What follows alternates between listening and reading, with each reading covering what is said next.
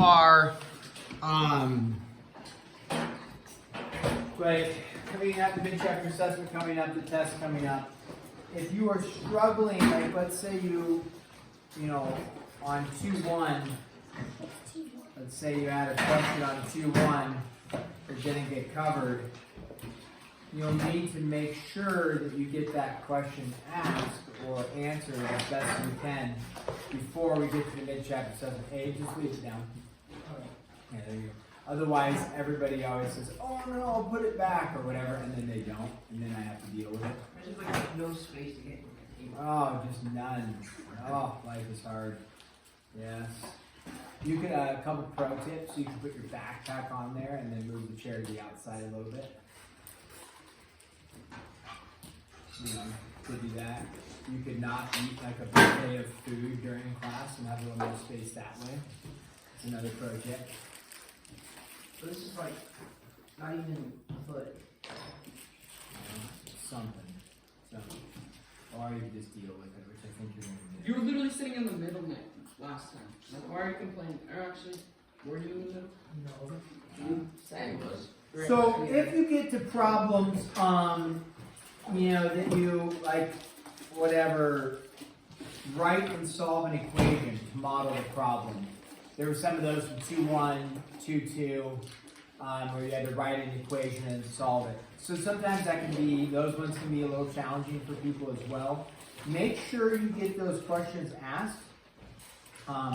And like we're already in 2-3, right? So if you don't understand 2-1, you're behind.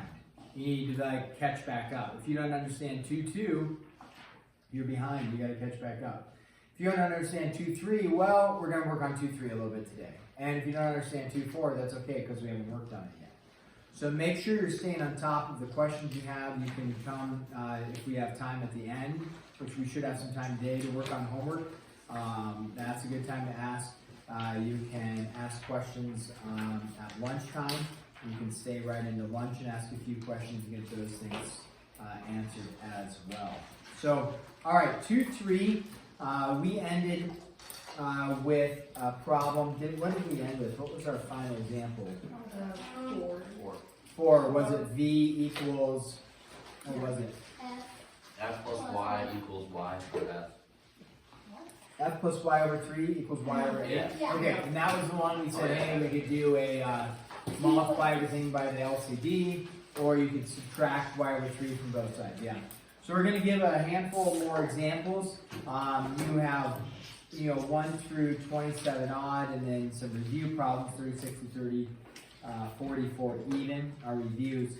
So I'm going to give you a couple more examples, 3 or 4, probably 4 or 5 more examples to help us hopefully with this. So this is 2-3 continued, part 2, and we'll just call this, I guess we can continue on. We'll call this example 5 because we ended with example 4 yesterday. So let's just do another one, and there's lots of different varieties of problems. And so x minus a over a, and then they say solve for x in this case. Okay. So one of the things that, one of the errors in this one that people make is they look at this, we know we need to solve for x, we need to get x by itself. A lot of people take a divided by a, and they say that is 1. Okay. The reason why we can't do that is because it's x minus a being divided by a, so the a is going into the x and the a is going into the a. So you'd have to do it into both. You can't just do it into one.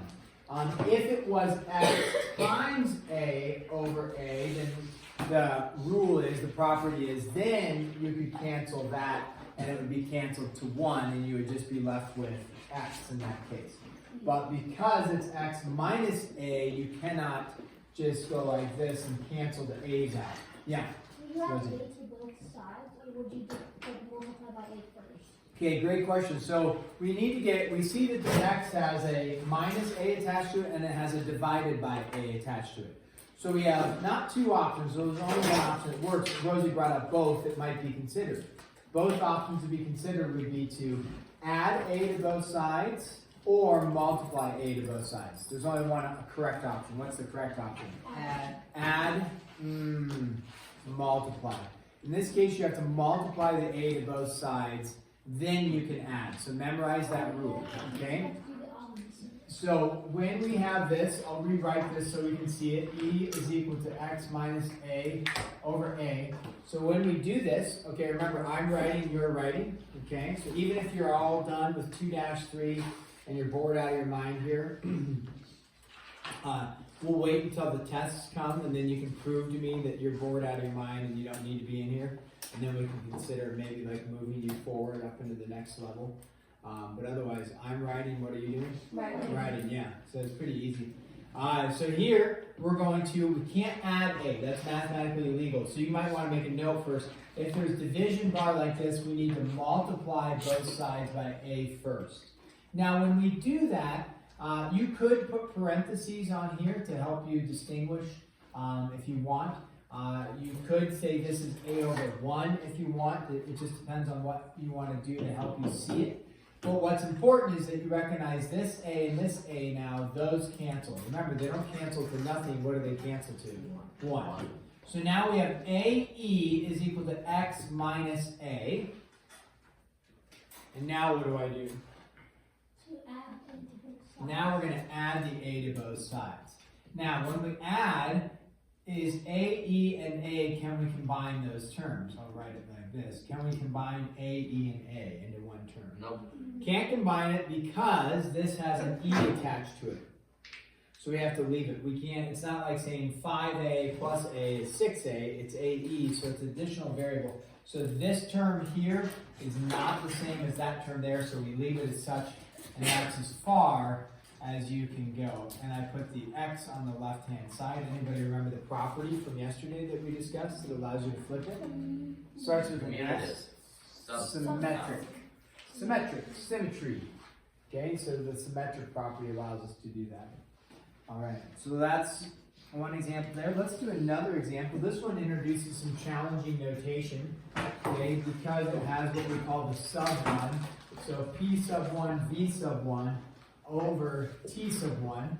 I don't know if you guys in any of your, if the homeworks you've come across, if they have any of this.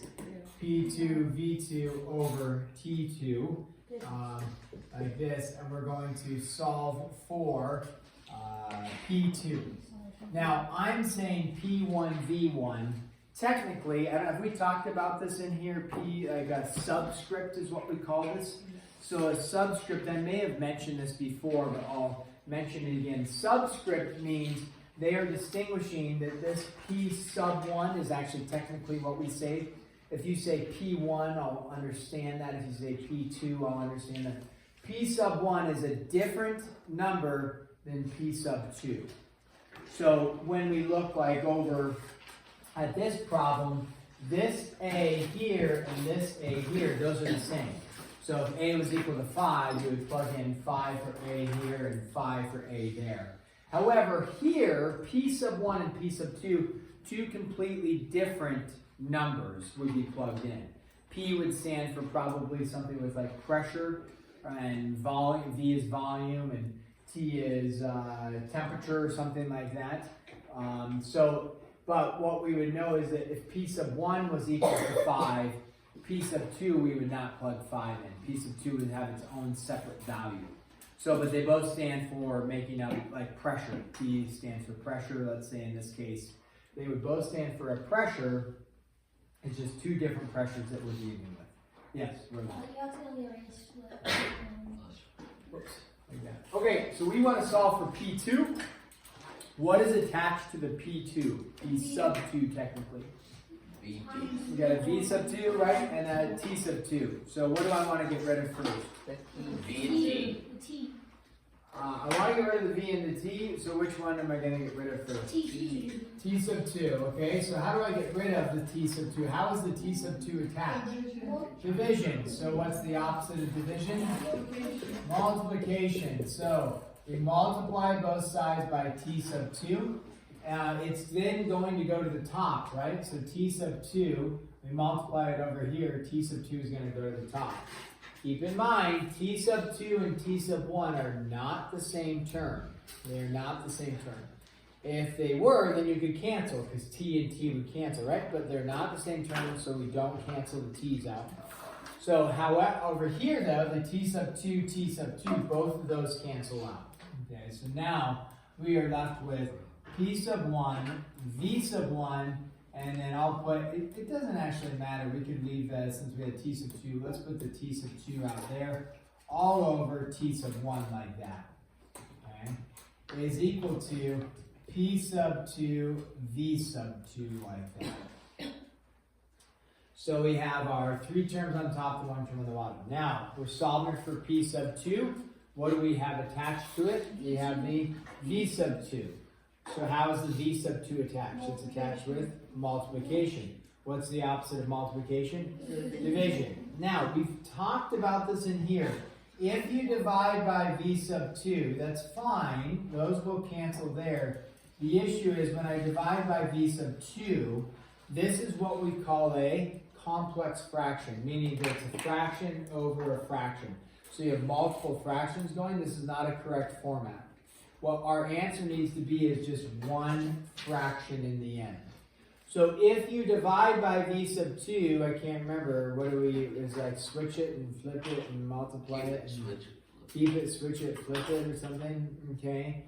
So that's if it's in the division format with the division symbol. So we can do this, is fine. We would then say this term divided by this term. Now, v sub 2, if you need to see it in fraction form, we could say v sub 2 over 1, right, in fraction form. So what you do is you keep it, flip it. So over I can't, I don't know. Keep it, switch it, this flip can it. be able to Keep it, switch it, flip it. What happened to multiply it? That's switch it. You switch it to division. Switch it to multiplication. Yeah. Okay. Yeah. Keep. Oh yeah. Keep it. Switch it. Flip it. Oh man. Well, anyways, I'm gonna transition this problem right over to here. Okay. Just in interest of space. You have t sub 2, p sub 1, v sub 1 over t sub 1 times. We're dividing by this, therefore we're going to flip it and multiply. 1 over v sub 2 is equal to p sub 2. So we divide by the fraction v sub 2 over 1. That means we flip it, like we did, and we multiply it. Okay? And then our final value would be t sub 2, p sub 1, v sub 1 over t sub 1 and v sub 2. And maybe I should have, just for the notation, that didn't work well. P sub 2 equals all that. So we just, symmetric property allows us to flip it around. The error will occur in this is it's a notational thing. I'll probably, if this problem was like on a test or something, I'd probably let you get away with it. So this is the answer, that's what we want. Sometimes the notational error occurs is that people write like P2 instead of sub 2. If you write P2, that's really saying P times 2 instead of P sub 2. Because P sub 2, this is just saying it's the second term, not being multiplied by 2. So aim for that notation, making it the sub 2. Now, what might I have done to make this a little bit easier rather than keep it, flip it, switch it stuff, which can be a little confusing. Yeah, Abe? So why are we using like T1, T2, and we could just use T and then another variable? Well, that's what I was saying. Like in a problem, you might be having 2 pressures. Like, you know, like if you're talking about, if we're saying this is like, or volume, let's use this. If V sub 1 and V sub 2, V stands for volume. So if you want it to apply to the problem you're working on, hey, I'm dealing with a volume here and a volume here, two different volumes. If you state this as volume 1 and then you just call this X, you then have to designate that X is related to the second volume, rather than just saying V sub 2 is the second volume. So V stands for volume, that's why you would use the variable V. So if you said this is the equation, now it's like, but what does X stand for? Oh, X, you'd have to designate. X stands for the second volume. Yeah, Amy. So now, if both of them equal each other, then why are we using different? Well, they don't actually equal each other. It is a proportion, which we'll talk about in 2-4. So the proportions equal each other. So that means like pressure 1 may be higher than than pressure 2, but then volume 1 may be lower than volume 2. And because it's a proportion, they'll equal each other. But P1 doesn't equal P2. And your question is a great question, or statement is saying, if V1 was equal to V2, if that's all we had, then why would we use two different ones? We wouldn't. In that case, we could just say, hey, V is equal to V. Like that. So if it was just like that, that's all we had in a problem, then we would just say V is equal to V. The volume is the same as the volume. But since we have other components being in play with a proportion, which we'll talk about in 2-4, this one could be higher, this one could be lower, and in that case, this one would be lower, this one would be higher, and vice versa. They could work together that way. So let me transition back over to here. Instead of dividing by, where were we? We multiplied by that. Where did we have, oh, P2, V2? Like that, P2, V2. So what was the other way? I know I mentioned it here. Multiply, don't divide by V sub 2 when you have a fraction, and then you're trying to get rid of the V sub 2. Don't divide by V sub 2, multiply by its reciprocal. What's the reciprocal? Well, we would just say 1 over what? V sub 2. Multiply by 1 over V sub 2. Those cancel, and then you're left with T2 P1 V1 on top and V2 T1 on the bottom, and that's exactly what we have over here. So typically with fractions, I don't divide like we did over here, because then I have a fraction divided by a fraction, and I have to flip it and multiply it in the end anyways. So what's important is, right, is that, if we can multiply by the reciprocal, then we don't have to do any keep it, flip it, switch it stuff. We can just have it already be flipped, I already have multiplied, it's all set. So multiply by the reciprocal. Okay, that's a key component for that. All right, let's do another one here, because there's lots of different, and again, the goal of the notes is that you can get to a problem that will be somewhat similar, and you will have practiced something to be able to solve for that. So let's go with AX plus BY is equal to C, and you're going to solve for Y. Go ahead, I'm just going to give you a few seconds here. Try solving for Y, make an attempt at that. Go ahead, open your notebook. There you go. Okay, open your notebook. You make an attempt at that. AX plus BY is equal to C. It's not necessarily extremely complex. In fact, I would say it's a little less complex than the previous two problems even. Yes. So, give it a shot. It may end up being complex because it's lots of variables, so by nature it just makes it a little more difficult. Caleb. Can I go to the bathroom? Mm-hmm.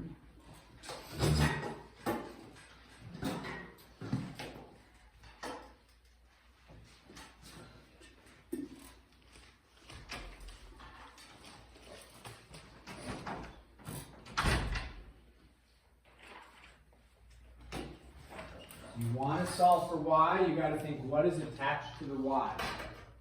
And then how do I get rid of it?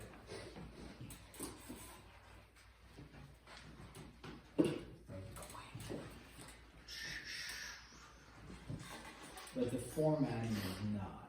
So we don't really use that division symbol much anymore. We're always doing division symbols like this for the most part.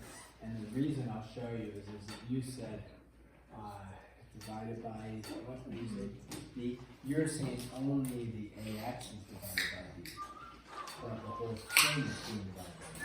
So you could actually, if you put parentheses, C minus AX, if you did this, that's actually correct. That would work. But if you do this, then you're saying only this is being divided by B, because of the order of operations. Division comes before subtraction. So that's why generally we just go away from that division symbol and then just go divided by. Okay, so it looks like some of us have it. We look at what's attached to my Y. I have a B attached. Before I can divide by B, what do I have to do first? Subtract the ax. So I get by is equal to c minus ax. And then we divide, because it's b times y, divide both sides by b. Now, the question Rosie had, which was great, she had, and I see this often, she had divided by b, because that's the division symbol we learned, right? And so the issue with that is that if you write it like that, the c is not being divided by b, only the ax is being divided by b. So if you want the c to be divided by b, which it needs to be, you would have to put parentheses like that. If you wrote that out like this, I wouldn't mark you wrong. I would encourage you though is, like if we have by is equal to c minus ax, divide both sides by b like that. Just show it that way. Divide by b, then b divided by b is 1, and then you have c minus ax all over b. Yes, Avery. So, like, if you were solving for like b, I mean, like, are you allowed to solve for a different variable like in that equation, or can it only be like can it only work if you're solving for y, or like if you're solving for b, would that? I don't know, like. What do you? Like if you were solving for b, like, Okay. is that possible to solve for b in that equation? Well, the book says solve for y. They're picking the variable for you to solve for, so you don't want to solve for b. Yes. But in any given equation, we could solve for any of the variables. Alright. Just depends on what they ask you to solve for. But any given equation, okay, I want to solve for b, sounds good. I will subtract the ax, and then instead of dividing by b, if I want to solve for b, I would divide both sides by y to get rid of the y, and then I have b is equal to c minus ax over y. So in any given equation, you can solve for any of the variables, but you'd only want to solve for the variable that they're asking Yeah, for. yeah. Okay. I don't know if that answers the question. No, yeah, I just accidentally solved for the b, and I was wondering if that would work too, but yeah, I It changed doesn't work because they want you to solve for y. Well, yeah. Yeah. Olivia. When Caleb gets back, can I say nothing? Okay. All right, so let's take a look at another one.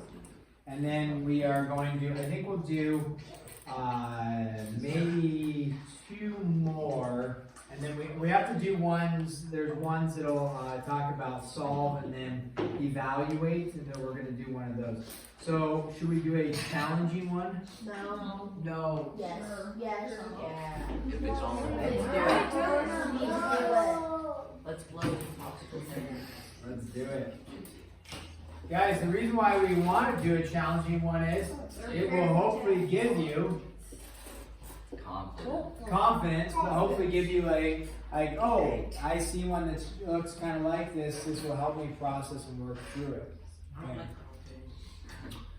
Okay, so now it has 2y minus the 3x equals ay minus 2x, and we're solving for y.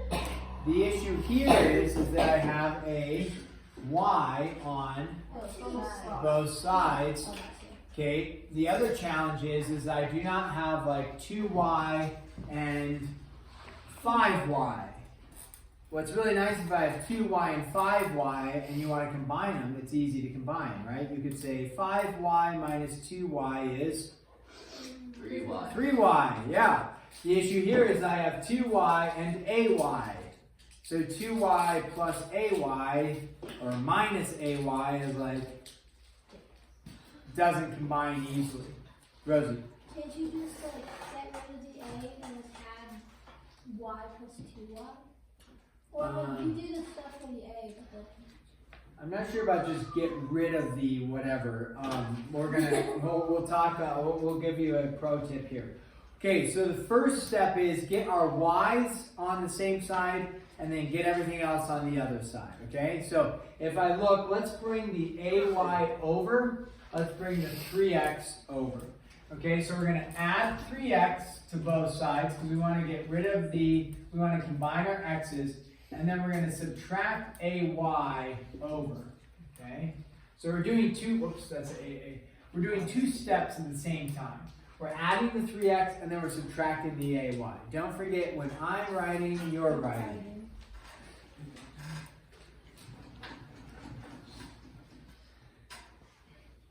a challenge. It's hard. Okay, now, let me just finish this right, and then I'm going to go with whatever you have back. So we say negative 3x plus 3x is 0. AY minus AY, 0. Okay, on the right side, what's negative 2x plus 3x? X, beautiful. And then what's 2y minus AY doesn't combine neatly. So we have to have it as 2y minus AY, max. I grabbed my sweatshirt. Hang tight. So, here's what's going on. I don't know, there's just something that popped up on there. Oh, you can. Don't touch it. I'm just reading. It's just low It's battery. just low battery. Haven't we discussed this before? No. No? Okay. Never. Did you know it still records with low battery mode? Yeah. Or when it says low battery, it's still recording? It's showing Yeah. So some people think it isn't, and they like want to go touch it and fix it, and then it's like, I you know, didn't want to touch it. you didn't want to? I just said It that. bothers some I was people. like, It's like, oh I no, don't want to get low battery. Yeah, it'll still record us. Okay, so here's what we do. Pro tip, we can't go 2y minus ay as like 7y or negative 4y or, you know, what we need to do is what we call factoring out a y. Did you guys work with factoring at all? And that means you take the y out. Factoring is simply the opposite of distribution. Distribution is when you multiply something in. Factoring is when you divide something out front. So what we do is we look at what they have in common. What do they have in common? The y and the y. We take the y and we bring it out front. We get 2 minus a is equal to x. Okay? Caleb, your goal is to just come sit down. That's your goal. And we almost accomplished it. You got sidetracked. Somebody in the back. Classic. Yeah. So if you look at this expression right here, this expression right here, the exact same, just looks different. Check it. Take your y and distribute it in. What's y times a? 2. I'm sorry, y times 2 is 2y. What's y times a? ay. So it's the exact same thing, just in what we would call factored form. Okay, so you look for what they have in common, you pull it out front. Now, if you look at this, how many y's am I looking at in this expression? 1 y, right? So that's nice. How do I solve for that 1 y? What's attached to it? 2 minus a, the 5. Yeah. Sorry, it It was. wasn't you just going. No. No. Trying to butterfly. Actually, I would. No. You can smile every once in a while. It does the body good. There you go. X divided by 2 minus a. Because 2 minus a is attached with multiplication. The opposite of multiplication is division. So you divide by 2 minus a. I was telling my son a story yesterday about a blower. He's always asking about blowers, weed whackers, and lawnmowers, and tractors, and dump trucks. And he wants stories about all of them. What? So I had a story about a blower, and he wants to know about the big backpack blower. So I told him I was working one time. It was actually at the school year when I was in high school, and I was working in the summer, and I had the backpack blower on. I was blowing out a bunch of leaves, and I happened to blow underneath the concrete steps, had a little hole in it, and there was a wasp nest in there. And I didn't know that, but I hit the wasp nest, and then I was blowing some leaves, and I see these wasps just coming out of the nest, angry. So I proceed to take the blower, you know, one of those big blowers that you're like 2 hands on it, and I take the blower and I am just fending off wasps, and I'm shooting them into the trees just like this with the blower. I'm like trying to duck and then like shooting them up in the tree and then running around. And then at one point I pause and I look over and there's this person on the other side of the street just like watching me. They can't see the wasps. All they see is me just going like this, dancing with the blower. I proceeded to quickly just like exit the area and go around the side of the Why building. did you just tell them what happened? Some stranger. It was just some stranger, yeah, I was too embarrassed. Straight. So it's like, here's Avery in classes. Avery. What is she doing? Oh, Yeah, there was a fly. A fly.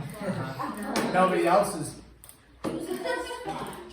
Okay, we're going to do one more problem. This one is. Wait, now can I go? No, you're fine. Why? Cold is good. Okay, here it is. This says solve and evaluate. Okay, so what number are we on? 9? 9. Okay, solve and evaluate.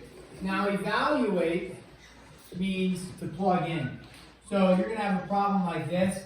It'll say v equals 1/3 pi r squared h. And then you're going to solve for h. Okay? Then it's going to say given, if any of you have started on your homework, you'll and gotten a little ways, you've seen some problems. V is equal to 288 pi, and R equals 6. So we're going to solve for H first, then we're going to deal with the numerical values second. Okay.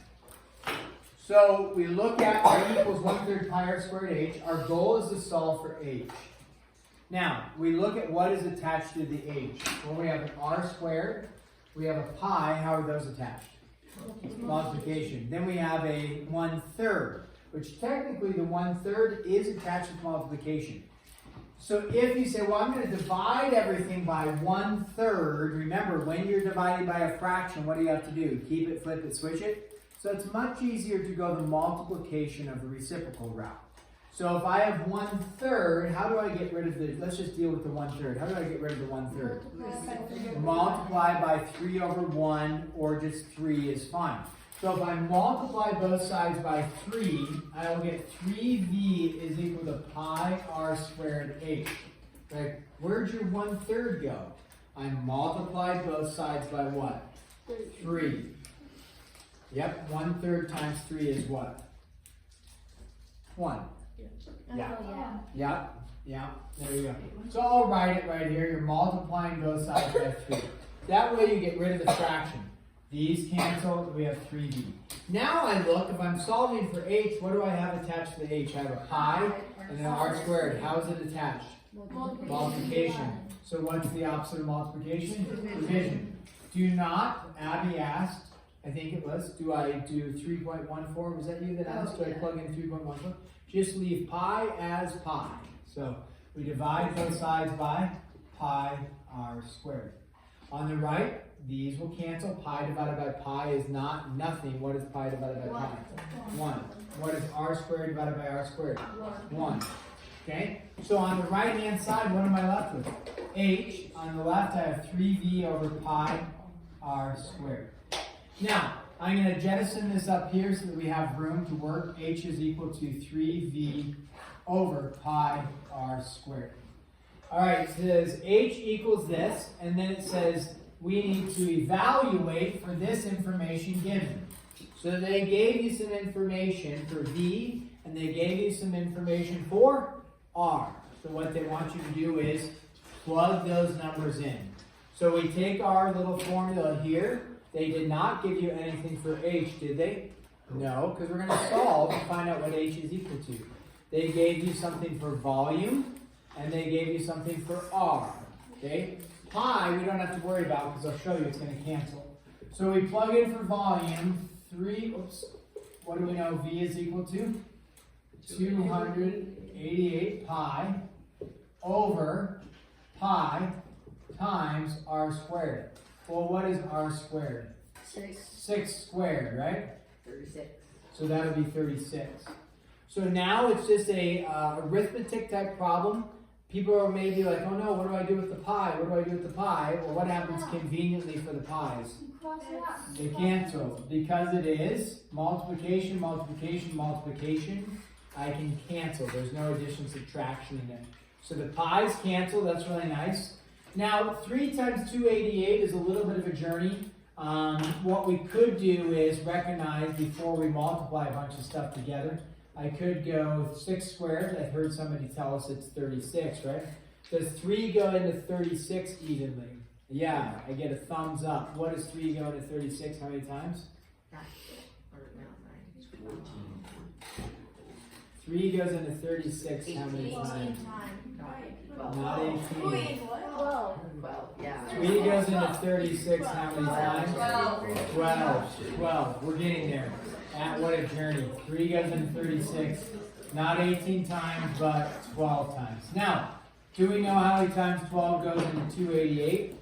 No. Probably need to do a little what? Long division. So we go 12 into 288. And we go 0 times, twice, 2 times 12 is 24. If long division is a challenge for you, then you need to go back and review it, okay? Because will we use the calculator on a test? In general, no. Do we sometimes use it on the homework like we did with the applications? Yes. Can you use it at home on your homework? Your call. You get to a test and you're really slow with your multiplication and division, it causes some problems for you.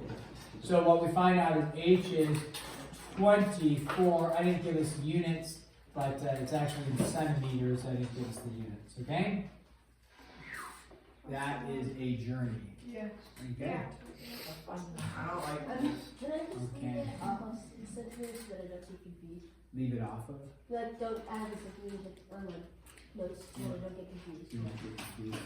You'll be confused. Because I wouldn't know, like if I look back at previous in or something like that, I wouldn't know where the centimeters came from. Okay, that's fine.